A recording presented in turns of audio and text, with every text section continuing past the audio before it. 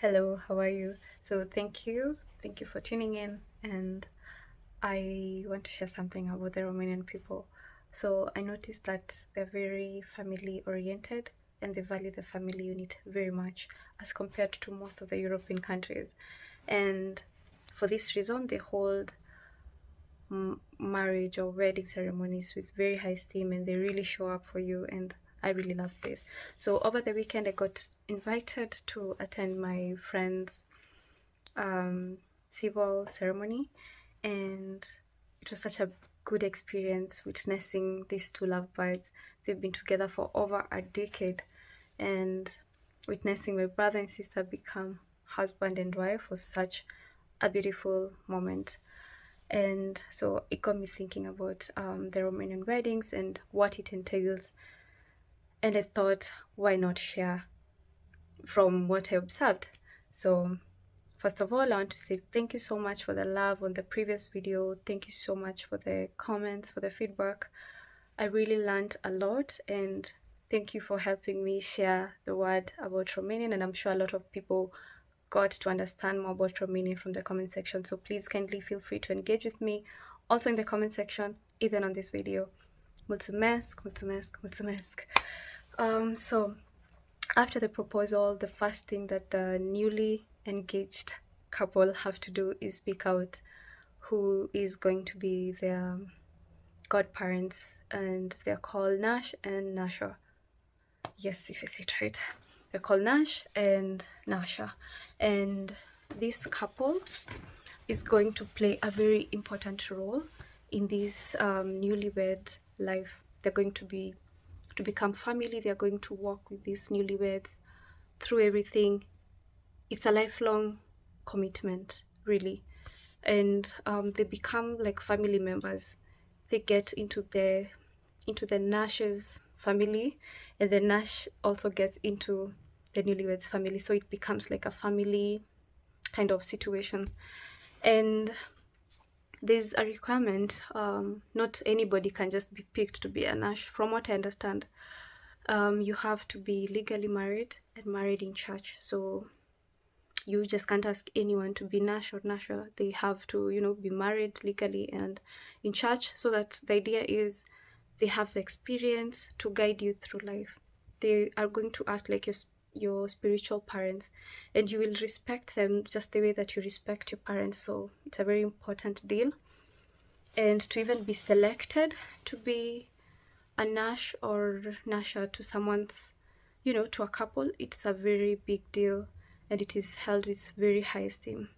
This I found very interesting because we do not have this concept in Kenya, because I've never seen this, honestly, not in my family, not in my extended family, not in my relatives' lives. We don't have this. I think the only thing that we have is the people get the best couple to witness and all that, but really they don't go through life with them in this way. So I found this to be really special, and for me, I feel like this is a Romanian thing than it is, outside there. And yeah, so I will also be someone's Nasha in future, so working towards that towards that goal. So the next thing is to understand that in Romania there are two types of weddings. There's the religious ceremony, and then there is the civil ceremony. And it's a rule. You have to have the civil ceremony before the religious ceremony, and this is why you can find that people did the civil ceremony and then they have the religious ceremony after 1 year, after 2 years, after 3 years. It all depends. But here it is really a thing to just have the civil ceremony first, and then after you do your religious ceremony. So the civil ceremony entails this. You go do your application to get married, and they give you a date. You show up at the hall, at the marriage hall, where you'll be chosen, or the one that you choose, and there will be a presiding legal officiant who will preside over the ceremony, and you have your two witnesses, and you sign, and you get your marriage certificate from the civil ceremony. As soon as you're done, you have your marriage certificate. And then from this is how you can be able to have your religious ceremony, because I'm aware that the church normally asks for the marriage certificate, I think, to allow you to get married. And as you know, a lot of people here are Orthodox or identify as Orthodox Christians. So after the civil ceremony, they will most probably go to the church and the rest follow. But in the civil ceremony, it's purely non-religious. No church stuff is done. And also a lot of the Romanian traditions that are done in the weddings, they're not done at this point. For instance, I remember watching the video from our friend. They had crowns. During the video, at one point, I think they were in church. So this is not going to be done at the civil ceremony. The civil ceremony is pretty straightforward. You just show up, and also you have a few close family members and close friends. So this could be a gathering of about 10 to 30 people with you.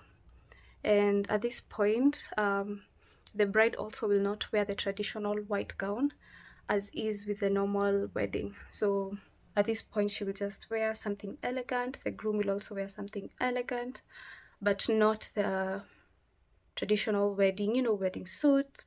No, it's just elegant, but not the actual wedding stuff. No. But she has to have a bouquet of flower. That's something I saw that you have to have, as compared to how we have it in Kenya. People just wake up on their way to work. They're like, oh, let's go get our marriage certificate, look for 2 witnesses and get it done. So that's a big difference, because we are very casual with civil ceremonies where I come from. But here, it's not so casual. It actually felt like a real ceremony, because you could tell the vibe, and everybody brings the bride a bouquet of flower.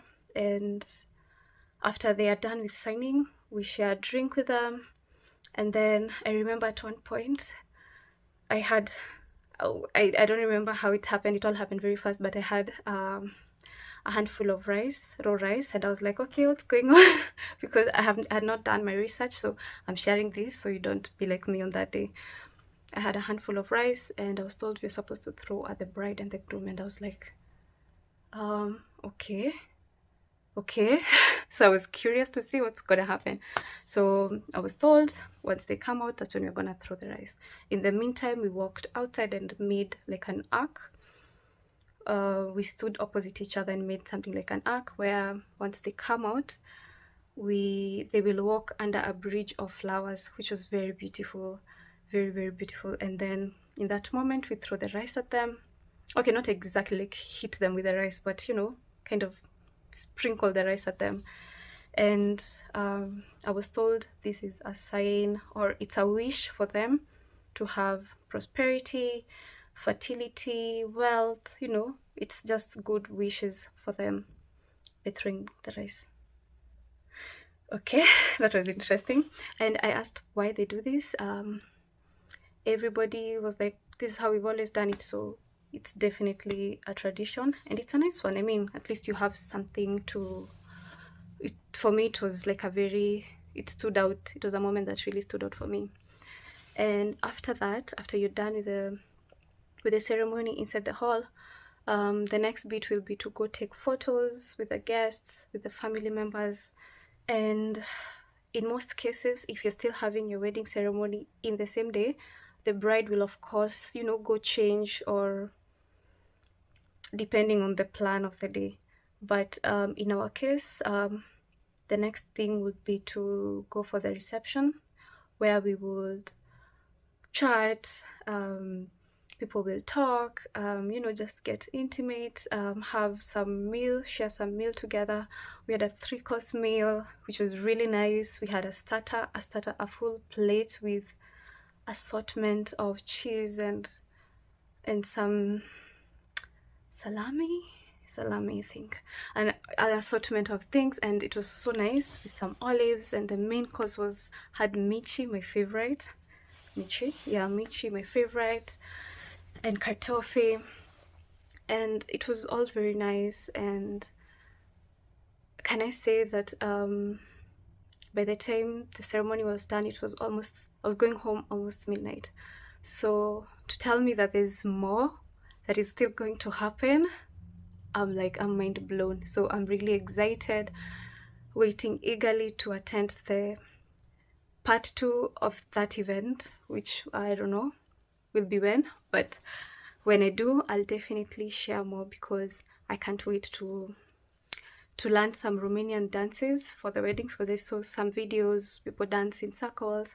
I really can't wait. I'll definitely get comfortable shoes. And to attend that wedding, I realized I'll have to look for an elegant dress, like a prom dress, and I found that very interesting. So stick around with me. I will share more when I attend the next part of this wedding. It's not over. It's really not over. So for now, ne vedem data viitoare. Until next time.